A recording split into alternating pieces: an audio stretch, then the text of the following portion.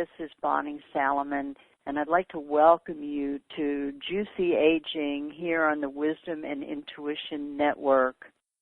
We have today our guest, Dr. Michael Scimeca.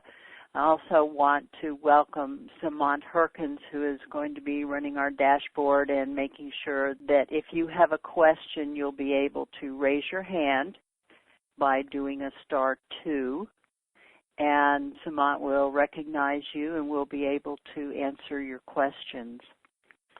So I'm Bonnie Salamon. I'm the founder of Autumn's Fire, and it's my passion to be a companion for women who are entering into and moving through their third act of life so that they can leave struggle behind and unlock their potential for juicy aging.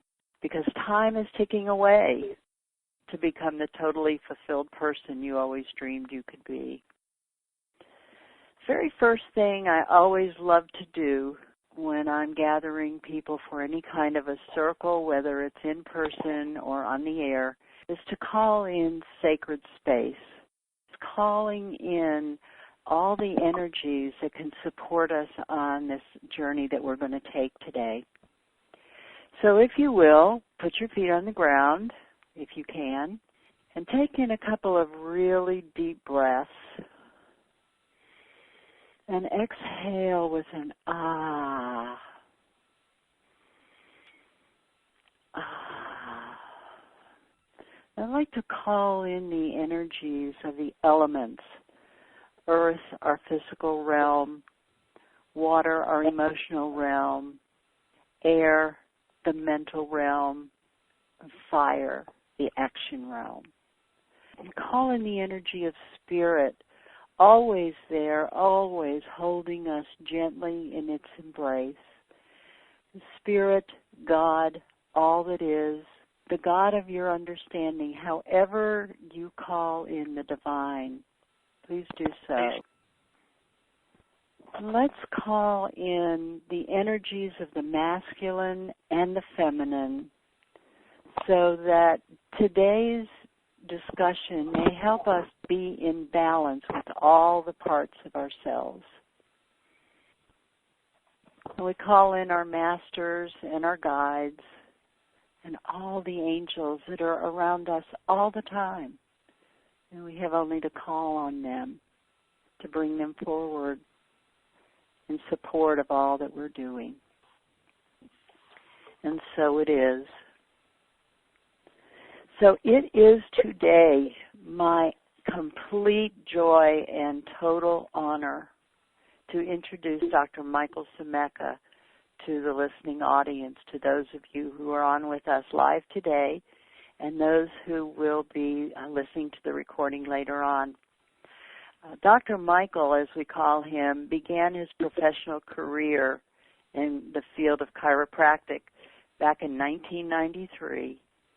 And he soon added his own brilliance to the process by developing Catalyst, which is a body-mind-spirit connection that aligns all aspects of the individual. He has created something called Thriveapeutics, an unparalleled approach that has made a profound difference in the lives of his clients. Dr. Michael is a life coach assisting his clients in finding the choices that will elevate their lives and bring them into the newness and the greaterness that each holds within. I am so proud to say that he is my own life coach, and I have been privileged to host workshops where he has delved into the divine masculine and its unique place in our world. Dr. Michael, thank you so much for being with me today. I've been so looking forward to this, and we so appreciate you coming forward to share your insights into the role that the masculine plays in today's society. Thank you, Bonnie. I'm thrilled to be here. Thank you for having me. I love being your guest. What a beautiful womb to be held in. So thank you so much. It is totally my complete joy and honor as well. Well, thank you. So we're going to dive right in because I know that you have such incredibly wonderful information to share, And I'm going to start by talking about some of the things that come up when I'm working with my own clients. And these things come up over and over again.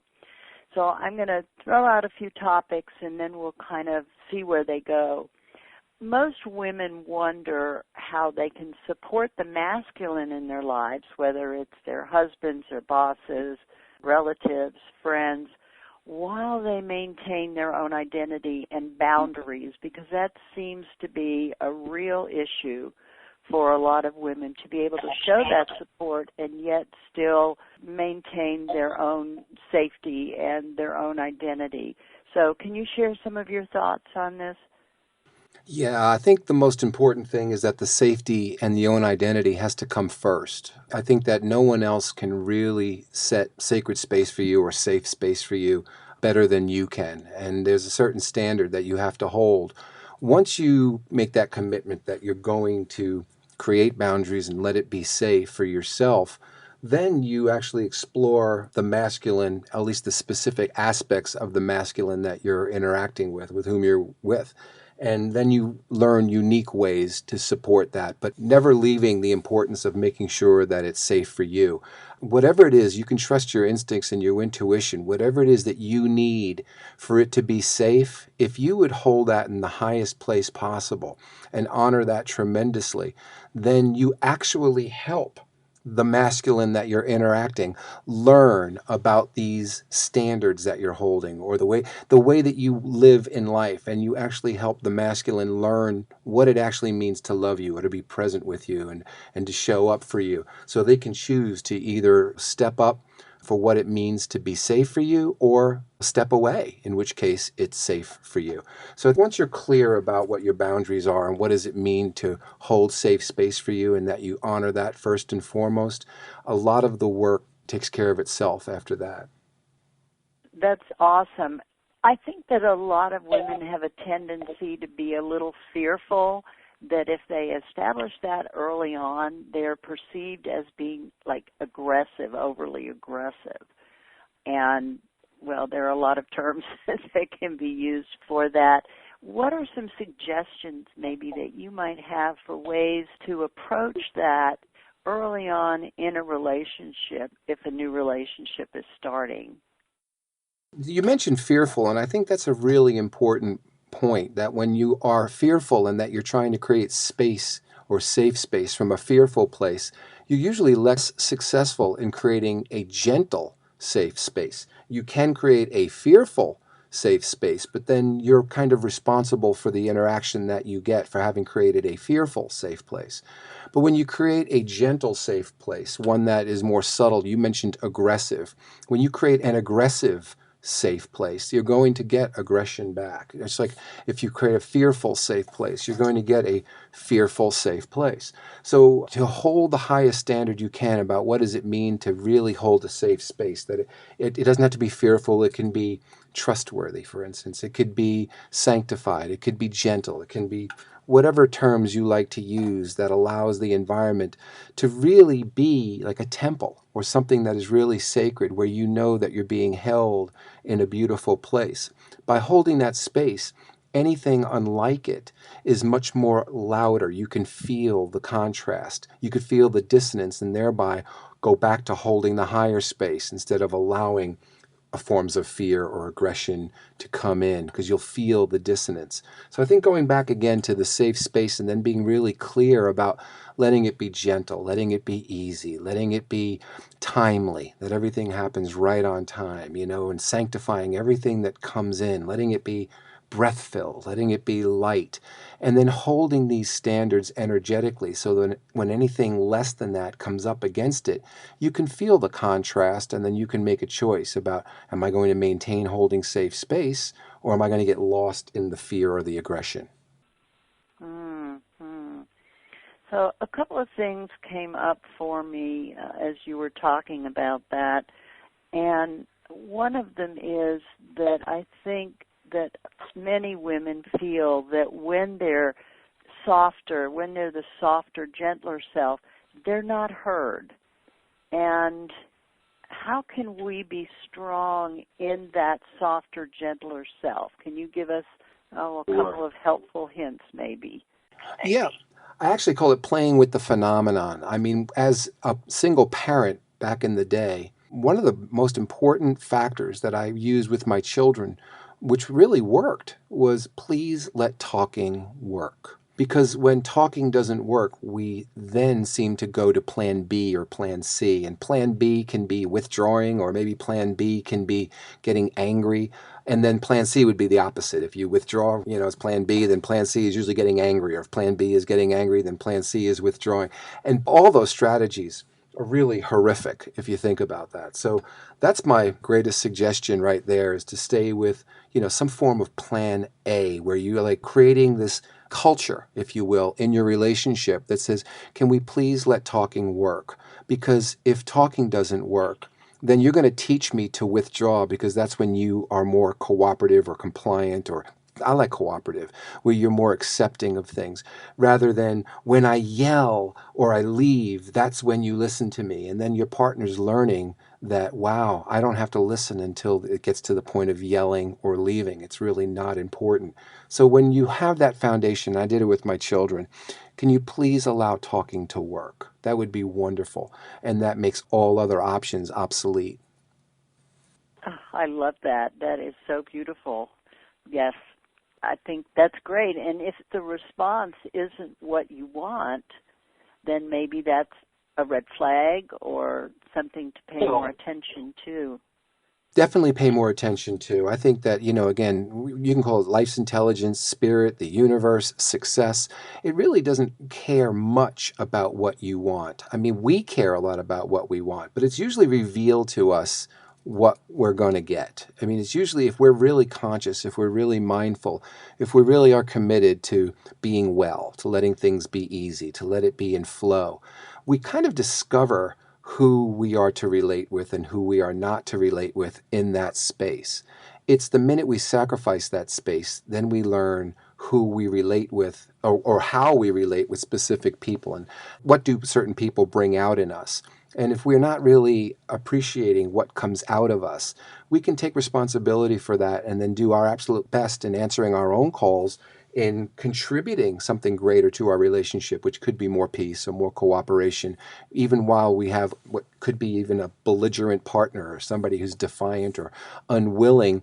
The idea here is to stay in your greatest place. And if the relationship makes it, one of two things is going to happen. Either he or she is going to step up, or he or she is going to step away.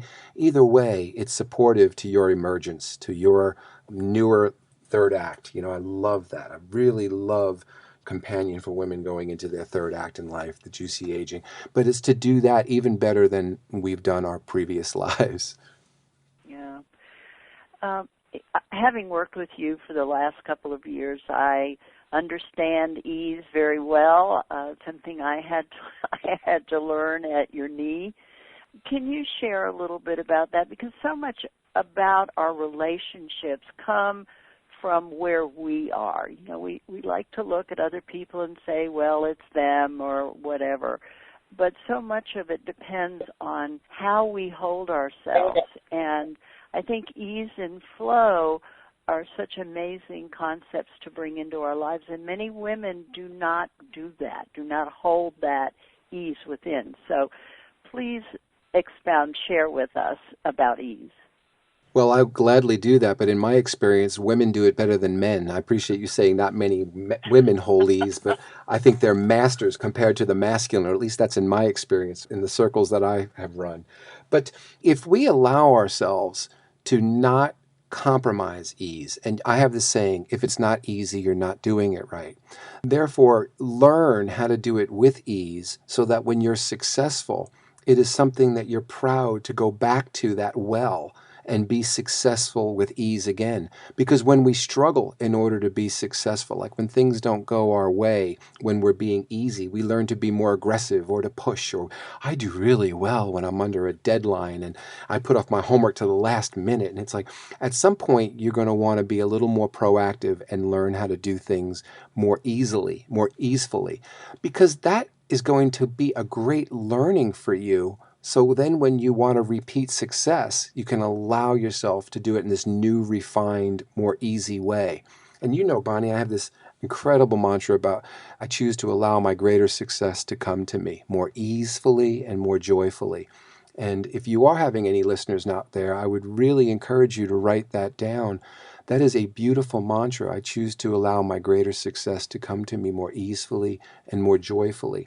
And when you're holding that place, believe it or not compromising on that, you contribute so wonderfully to this new life that you attract, which is certainly usually more of a struggle than when we commit to ease and commit to flow and cooperation. So I hope that helps. Yes, very much so. And another term that you used just a few moments ago was sanctification.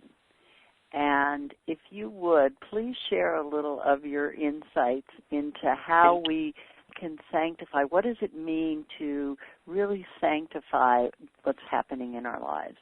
Well, I think the recognition that anything that shows up in your life is perfect. It's perfectly timed. It can never be improperly timed. It may be inconvenient for our own schedule, for our own to-do list, for what we would like or what we would like to do at any point. But when you're really truly living a purely spiritually devotional life where you're dancing with the mystery every moment, one of the greatest practices is to recognize that if something's coming into your world, whether it's a thought, a person, a challenge, anything at all, for it to be coming in, it is organic for it to come in. So you are fertile for exactly what's attracting you. And then if you can sanctify that the same way you would sanctify dry mouth, is one of my best analogies. Instead of going, oh, darn, I got dry mouth. This is horrible. I can't believe this dry mouth is coming back to me right now. This is awful. Well, you got to remember it's coming perfectly timed, because at this very moment is when you need a sip of water. Your body is requesting water. And that's exactly how things happen in our life, whether they're challenges, even the creative force, if you're an entrepreneur.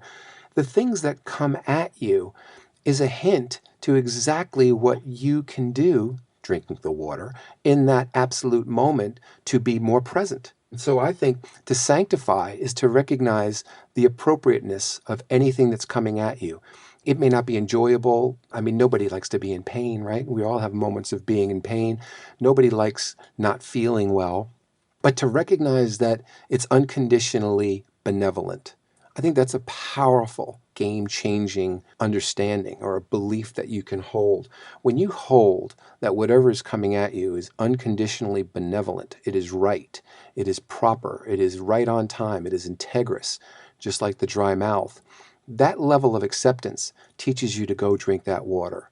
Just like when you're really tired, exhausted, and to say it's 2 o'clock in the morning and you just can't keep your eyes open, maybe it's time to go to sleep. And if you just cooperate with that sleep, giving the body what it needs, at that moment, we're doing what we're here to do. We're answering our calls, as I like to call it. Okay, so as you know, I love to play devil's advocate with you. Some of our listeners have been through extremely painful situations in life, anything from physical abuse, emotional abuse, great losses. And it may be challenging to be able to sanctify those kind of situations. Can you offer some words of wisdom around those kind of situations and the sanctification of them? Yeah, I think that when bad or things that are unfavorable happen to you, it's normal to want to push it away, like putting your hand on a stove, hot stove. It's normal to quickly pull your hand away. I don't think we have to stay in the pain. And so it's hard to appreciate the direction that the pain is giving us when it's so loud in our life and it's so disturbing, whether it's physically disturbing, mentally disturbing, emotionally disturbing, or some other version of disturbing. I think that is the trickier aspect. So that's why like faith is so important, right? Miss Author of the book, Faith. When you recognize that anything that's coming to you, as uncomfortable as it is and as difficult as it is for you to embrace, as it's here right on time, that it's here to help you, it's here to direct you to your next level, to what it is that's going to support your emergence or a greater version of you. And if you have a hard time believing that or knowing that, it doesn't really resonate well, you don't feel it in your body, you don't have a visceral understanding that that's accurate, that anything that presents itself is perfectly timed, supporting your emergence, supporting you answering your call to bringing forth your greater you, then I would revert to faith, to having belief in some form of God or life's intelligence, or the fact that there is a consciousness, to accept that there is a field, a conscious field, and that it's wise, it's intelligent, and it always, I came up with the term guardian, the guardian archetype or guardianology. And the reason is that life isn't just intelligence, is that it comes with a compass offering you direction. And I think when you accept that, and faith is only necessary when knowingness is absent, when you can know that clearly, that that's accurate, well, that's wonderful, that's easy. But when you said, like yourself, there are some people who are in great amount of pain, at that point it's really important to have faith that the field is intelligent, the consciousness is intelligent, that there is a God offering some kind of direction, if you will, a map or a recipe to your greaterness, and that we can dissolve into that. I think that's important. I think what happens, what I'm seeing, Bonnie, is that some people have a very difficult time, and understandably so, in looking at a situation where, say, they truly were a victim, where they really were victimized or targeted, and then seeing that as quote unquote proper or necessary almost exonerates the perpetrator. And there's a big difference between the two. So we have to separate that we're not really endorsing the behavior that's coming at you, that's causing you to be a victim. What we're doing is supporting the strengthening of your immunity by helping you go to greater and greater levels of yourself to protect something like that from happening again. So I find sanctification to be very empowering. So independent of what comes at you, even if you truly are a victim, even if you are a victim of rape, molestation, or being mugged, the most important thing is to be conscious and more mindful in moving forward, so that we do not give more power to these perpetrators. We do not need to give them more power than what they've already tried to take. You understand, to whatever degree they were successful. The empowerment is that you want to thrive. You do not want to be a victim who's just waiting for this hard experience to die down over time, the trauma that it has for me. So if you're more proactive and you really allow yourself to be more involved, a participant in your greaterness or in your emergence, as a natural consequence, that victimhood just starts to fade. Beautifully put, beautifully put. Thank you so much. And wow, Michael, that is such a powerful way of approaching these situations in our lives. And I have to say, it takes practice, I believe, to be able to come to that place. We have been taught certain behaviors in many cases that are not necessarily supporting our greaterness or our newness. And I think what you're advocating here is something that we want to continue to practice, to look at and examine and see how we can use it maybe in the smaller circumstances in our life at first, so that we become facile with it and can apply it to maybe the more injurious situations in our life, if you will. Absolutely. I have nothing to add to that. I think that's right, spot on. Okay, thank you. Okay, so let's tap into the communication between the feminine and the masculine as it is sort of emerging in this day and time. So many women talk about the difficulty they have in communication with the masculine. And, you know, whether that is a partner, spouse, boss, friend, relative, whatever it is, there seems sometimes a strong disconnect. And I'm wondering if you can shed some light on how we might be more responsive and responsible in our communication with the masculine. That's a great question. And I think this is one of the most amazing calls that we get to answer as lovers. People in relationships are lovers, the way I see it. It doesn't have to be physical love. Interacting, the interplay between the masculine and the feminine, or even between feminine and feminine, or masculine and masculine. The interplay is such a really beautiful dynamic that kind of reveals itself when two people come together. The analogy, the chocolate milk, right? Chocolate and milk make chocolate milk, but yet strawberry and milk make strawberry milk. And so which version are we bringing? Because we're so dynamic ourselves. We're constantly changing. Our brain is constantly changing, right? Brain states. So what we're bringing to the relationship obviously changes the outcome. If we bring chocolate to milk, we've made chocolate milk. If we bring strawberry to milk, we've made strawberry milk. So some of the things that we bring in communication is a willingness to speak a different language. If we're only speaking our own language, then we force the person with whom we're relating to understand our language, to speak only our language. And I see a lot of struggles in communication is really an unwillingness to speak the other language. Now, again, this is not all the time. I'm just giving examples because we only have so much time. This is not in every case, so I want to really emphasize that. But when there are communication breakdowns, sometimes one of the things that I would like to explore is if you're speaking English and someone speaks French, and this French speaking person does not understand English at all. That's the similarity of you speaking your feminine language, assuming the feminine is not getting through to the masculine, as opposed to speaking French, learning how to speak French, compassion, empathy, understanding, and then speaking a language that somebody can comprehend. And then once that happens, at that point, then you can feel really good being a clear communicator. What happens is when we start speaking the language of, say, the masculine, we sort of feel threatened by having left our own voice, as if we sacrificed the voice of the feminine, as if our voice is the only voice that's true. And if we're not being true to our voice, to speak a different language is like a threat to our language. And that's what creates that adversarial situation where there's a communication breakdown. But when you approach it like we're just speaking different languages, like validating someone else's experience, you don't have to corroborate what somebody else is experiencing is true or right or accurate because you too are able to experience it. It's when you can't corroborate it or you can't experience it, like speaking French, that you just accept that what they're saying is accurate for them. And that's a big piece for going halfway to creating bridges in communication. Because I think that's the key to communication is taking a step toward the center of understanding or compassion or empathy, and then seeing if you can usher your partner to take a step in compassion and understanding. But the idea is to be flexible within yourself. Seek to understand before being understood. That's a key point. Seek to speak the other person's language before forcing them in a place of understanding by only speaking your language. And I hope that helps.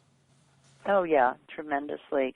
Working with shamanic astrology as I do, we look at the archetype of the person's Mercury, and there are 12 different archetypes in the zodiac, each one representing a different way of communication. And if you even look at it that way, there are going to be 11 other types of communication that are going to come to you.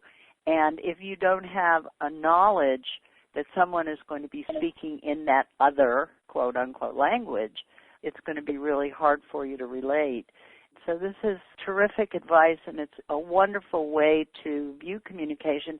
I think it only just makes you stronger. I think it doesn't make you look weaker by any means or that you're compromising yourself, but that you are, in a sense, rising above to a greater you, to the newer you that you talk about so much.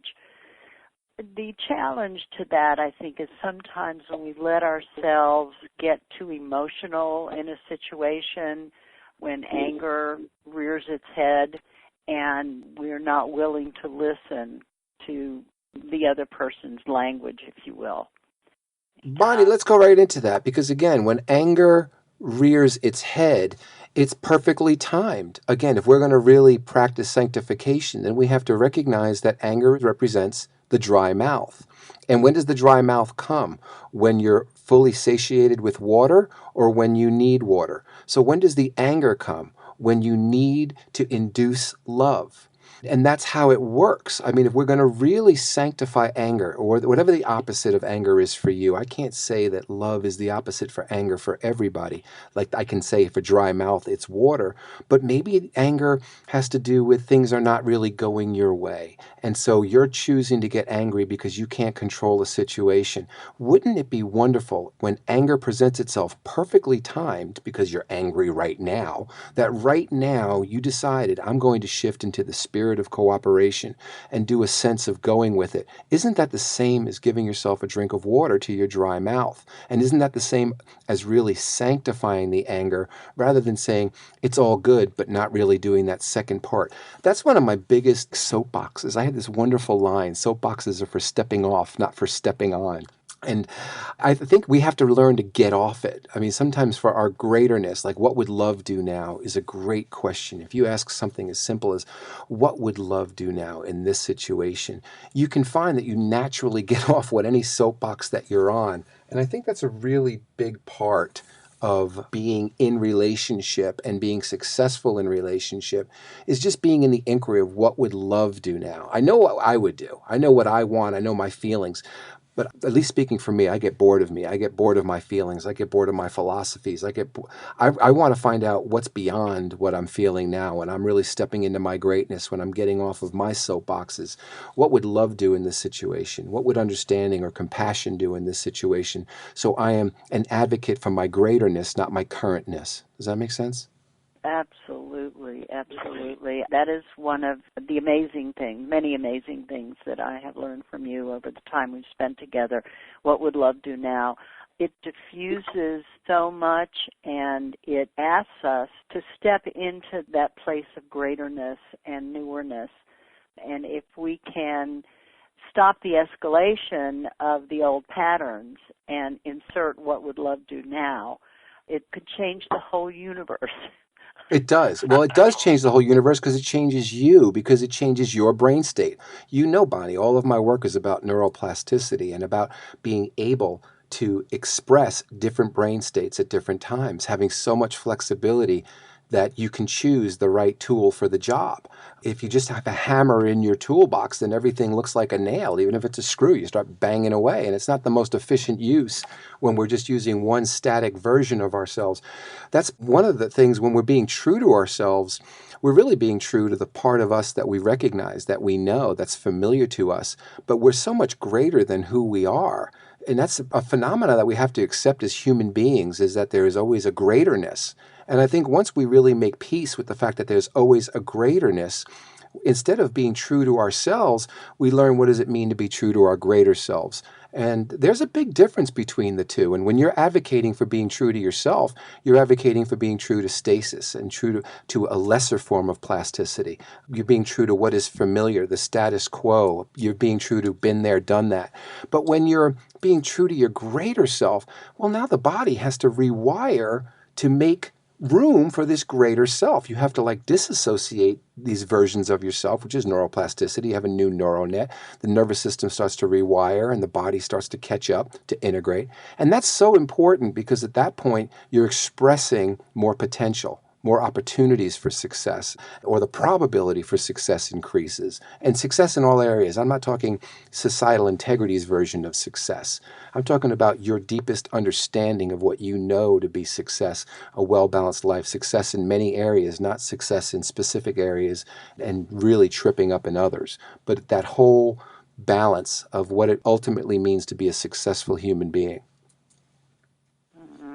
I remember early on talking with you about how I always wanted to be my best self and how wonderfully you expressed to me the idea that if I'm always my best self, that there is not the room for growth that I really want to have, that ability to move into greaterness and newness, which has, for me, transformed my life, and I know for so many of your clients, that concept of being able to stretch the container of who you are and look at yourself in a totally different way. I know you used the example of looking out of your own eyes as opposed to seeing yourself from a different perspective, from a higher, if you will, or a more evolved and emerged perspective. It's great. I mean, I think many of us are walking around trying to perfect the self that we perceive right now, right here.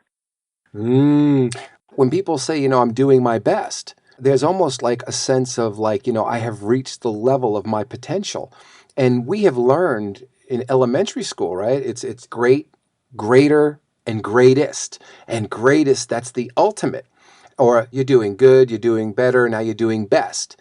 And there's always better best. That's what's so beautiful about being human. There's always a greater great. So when you go to great, greater, and greatest, there's a greater greatest. It doesn't stop. And so when you say, but I'm doing my best, and it's like, that's fine, that's beautiful, but you realize you're a human. You're this vehicle of possibility, of potential.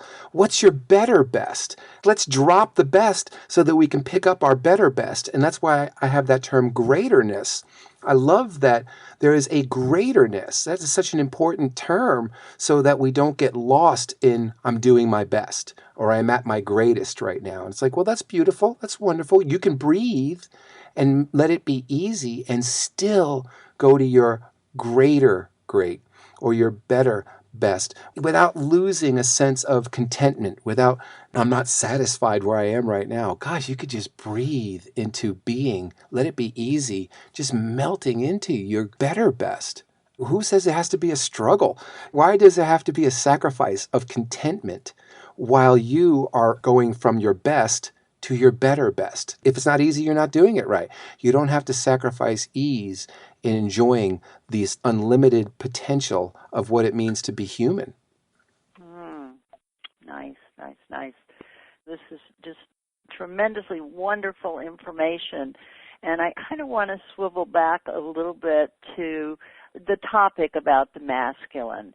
And a lot of women, certainly women I'm working with in third act of life, have had experiences that were less than satisfactory with the masculine, to put it mildly. And there's some fear in moving ahead and trying again. Can you share a little wisdom with us about how to hold that energy in a way that opens us to the possibility for new relationship? I know I'm kind of throwing that at you, but just wonder if you have some thoughts on that. Well, I think you actually just gave the answer. It was a beautiful hint. The key word that you threw out was new. And I think that's part of the greaterness element, when you are in the consideration of doing it in a new way. And that's what I see. If being on the spiritual path, what's the most greatest gift about being on the spiritual path is awareness, obviously, right? That's what's amazing. We turn our experience into awareness. That's what real presence is, right? The ability to be aware of what is happening. And so when you have awareness and greater awareness, what happens is you can address things on the more subtle level before you get hit with that cosmic 2x4.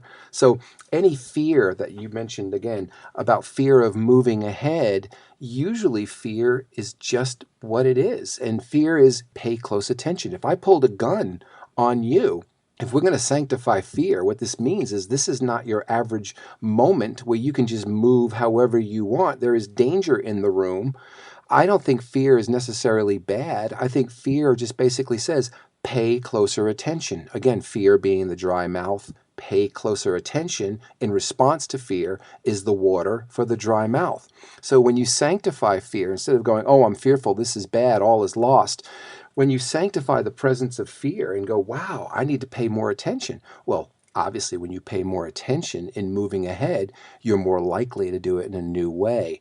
Why? Because we're aware of playing with the phenomena. When we do it in older, familiar ways, we know the result we get, and we're done with that. We want a newer result. So there's the key word you gave me was new. So when you do things with that element, that essence of I'm going to be new, or I'm going to do it from my emergent self or my greater self, I'm going to allow the full expression of levels of greaterness that if I don't allow, they're just going to lie dormant. And all I got to do is allow. Look how easy that is, just to allow my greaterness to express herself. All I have to do is just choose to allow my greatness to express herself. And guess what? I'm going to be discovering that I'm doing things in new ways. Well, you start doing things in new ways, you start getting new results. And usually they're more favorable. Mm-hmm.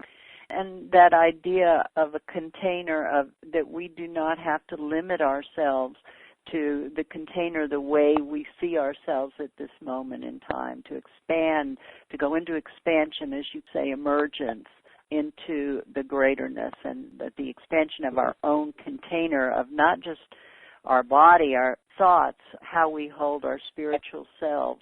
All of that is a part of that emergence. So our topic, the masculine, a societal problem or something greater.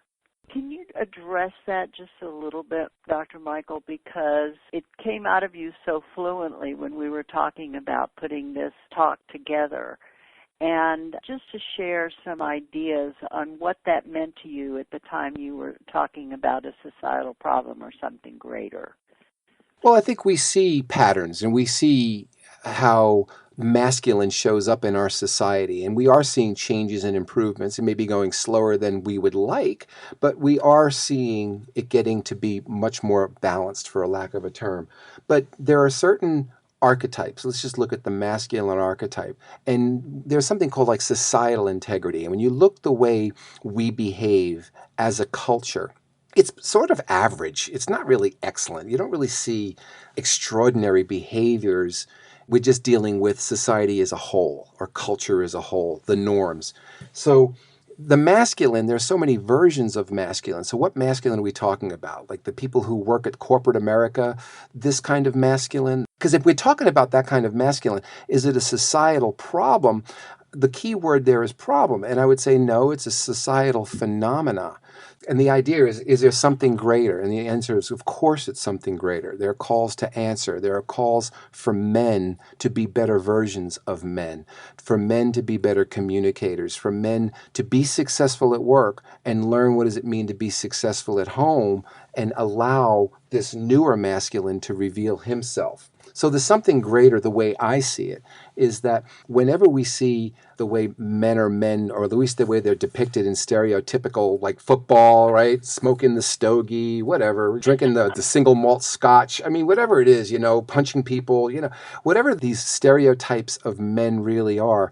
I think when we go back to the spiritually well-connected man, I think then you recognize that there are calls to answer. We all have calls to answer. So there is something greater for us, with us supporting the divine masculine, seeing the best in others rather than seeing them at their worst, seeing where is that spark. I always look for what's working. Give me something that I can catch you doing right rather than catch you doing something wrong. If we're catching people doing something wrong, then we know that we're tuned to being fault finders. But if we catch people doing things right, then we know that we are a force of positivity, that we're here to actually live the solution, to point out things, to be positive reinforcement, to get more of the same encouragement. Does that make sense? Oh, my goodness, yes. And the shift, when you begin to focus on catching the masculine doing something right, the shift within yourself, it takes your breath away to see that. And the caring that you have for that person grows exponentially.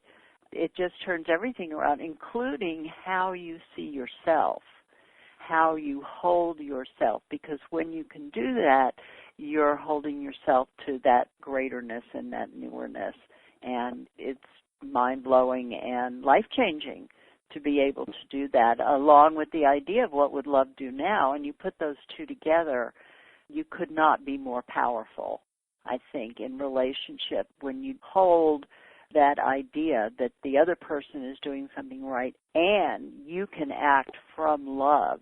What would love do now? It has a universal energy that can just kind of take over the world, I think. Absolutely. Well, it's certainly more encouraging. Sometimes when we're critical and we're criticizing, we create a less positive result because the terrain, people withdraw from criticism. They don't feel good about themselves. It's not like when you criticize somebody, you actually stimulate thriving. And even if you did, what a horrible way to do it. I mean, think about it. If you're successful, then you got to go back to being critical. But imagine the encouragement and what that does for stimulating thriving. We talk about thrivopeutics. I think, and again, Bonnie, the most important thing, the way I see it right now, is making peace with when you have a dry mouth and you take a cup of water, that's not going to last you forever. I've watched people get really frustrated. They say, well, I've worked through it. It's like, yeah, and I drank a cup of water yesterday. My mouth is dry again today. This is life. I went to the bathroom before. I got to go to the bathroom again. I slept 2 days ago. I got to sleep today. I mean, sometimes with life, we almost feel like, well, I did that work, as if checking in with our greaterness or what would love do now or supporting the next phase of our emergence is so horrible because we did some kind of gestalt work 5 years ago. And because we did this work and we had a profound experience, that's supposed to last us for all time, yet sleep doesn't, water doesn't, I mean, food doesn't.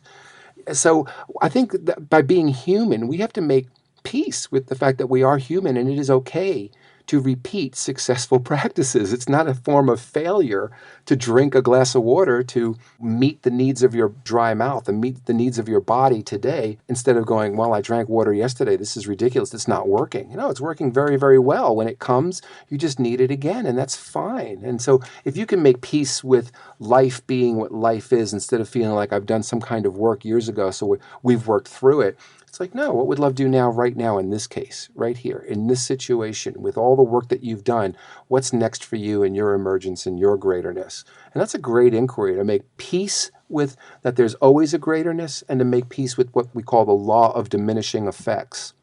So when you do something that's really awesome for you, it only lasts so long. It has a shelf life. It's going to start wearing down. So when your mouth begins to get dry again, it is okay that you need a new cup of water. This isn't failure. You're not back to go. Oh, all is lost because I need another glass of water. We have to laugh at ourselves as humans because there is a tendency to think, been there, done that, so I don't really need to work on compassion or understanding or myself or love or acceptance or because I did it years ago. That's wonderful. Yeah.